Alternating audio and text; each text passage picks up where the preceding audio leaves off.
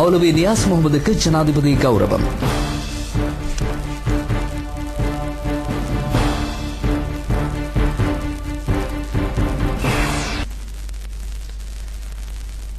ஜனாதிபதியின் சமய விவகார ஆலோசகரும் கொழும்பு ஈசானியா அரபு கல்லூரியின் சாபக தலைவருமான மௌலவி நியாஸ் முகமது இன்று காலை தனது 58வது வயதில் காலமானார்.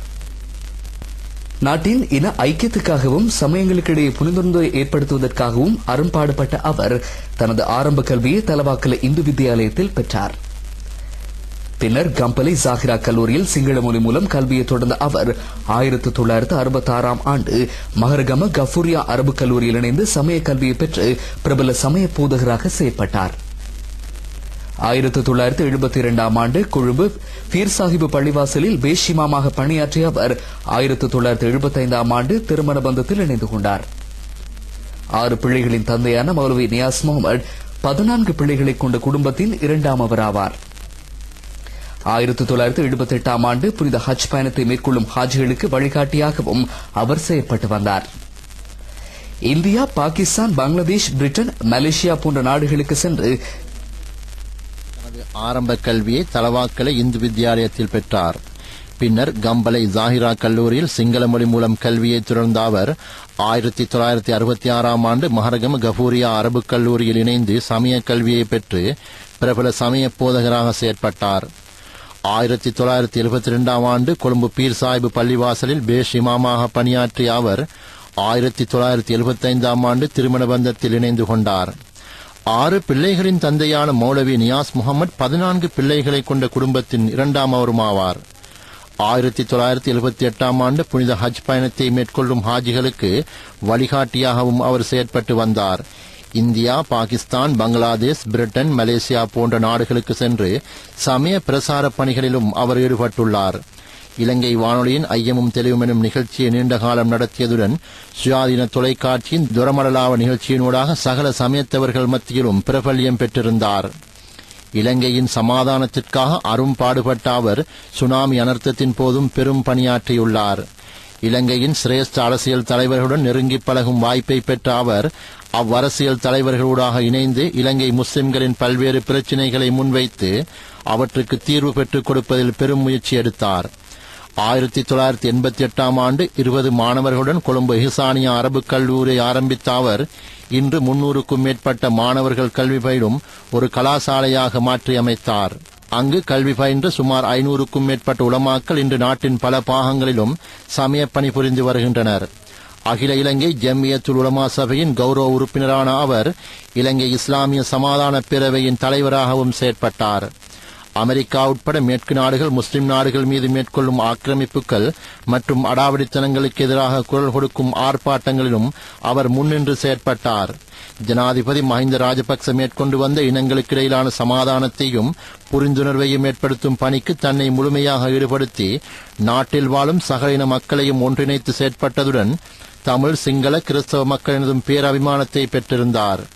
அவருடைய மறைவு தொடர்பான செய்தியை கேள்வியுற்ற ஜனாதிபதி மஹிந்த ராஜபக்ச அவரது நல்லடக்கம் தொடர்பான அனைத்து பணிகளையும் உடனடியாக மேற்கொள்வதற்கு தமது அதிகாரிகளை பணித்துள்ளார்.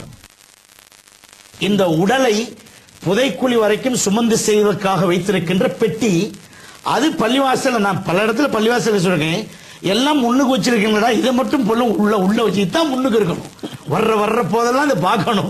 நாளைக்கு இதில் தானே நம்மளை கொண்டு போவோம்னு சொல்லி, என்ன பஜ்ரோவோ மொன்டரோவோ எதில் போனாலும் வந்தாலும் ஒரு நாள் இதில் தான் கொண்டு போவார் சுவாமி. உங்களுக்கு நல்லா தெரியும், இதில் வேற்றுமை இல்லை. இல்ல அதனால எங்க டெடாவுக்கு வந்து அதெல்லாம் அந்த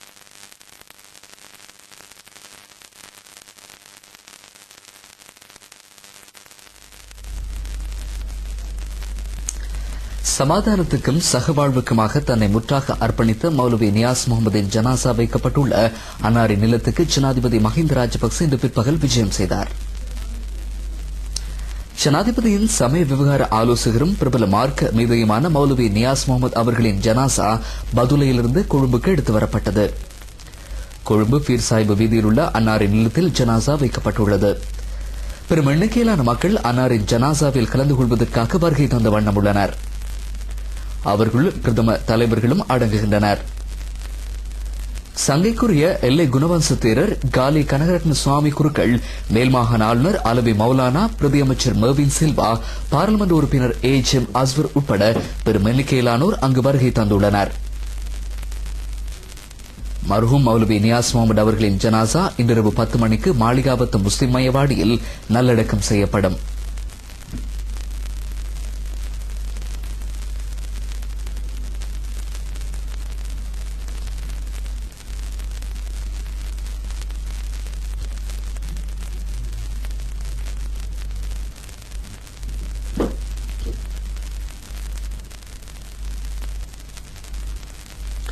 மௌலவி நியாஸ் முகமது அவர்களின் திடீர் மறைவையொட்டி பெரிதும் கவலையடைவதாக ஜனாதிபதி மஹிந்த ராஜபக்ச தெரிவித்துள்ளார்.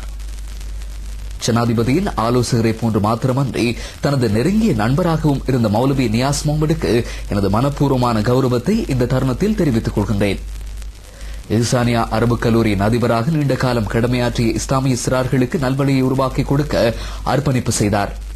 தமது சமயத்தை போன்று ஏனைய சமயங்கள் தொடர்பாகவும் சிறந்த விளக்கம் பெற்றிருந்த மௌலவி நியாஸ் முகமது என்றும் மறக்க முடியாத ஒருவர். புனித குர்ஆனின் இறைவசனங்களை தெளிவாக ஏனைய சமயத்தாருக்கும் விளக்கும் பாரிய ஆற்றல் இவரிடம் இருந்தது. இன மத சமய பேதமின்றி மனிதாபிமான சிந்தனையுடன் செயற்பட்ட இவரது மறைவு பாரிய இழப்பாகும் என்றும் ஜனாதிபதி மஹிந்த ராஜபக்ச தனது அனுதாப செய்தியில் தெரிவித்துள்ளார்.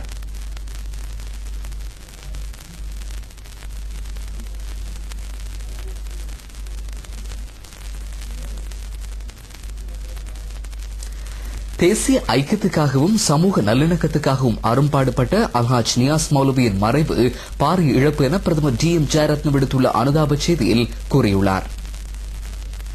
நாட்டில் சமாதானம் மலர அர்ப்பணிப்புடன் செயலாற்றிய மௌலவி நியாஸ் முகமது சமயங்களைப் போன்று இனங்களுக்கிடையே பரஸ்பர நல்லுறவை தோற்றுவிக்க அரும்பாடுபட்டார்.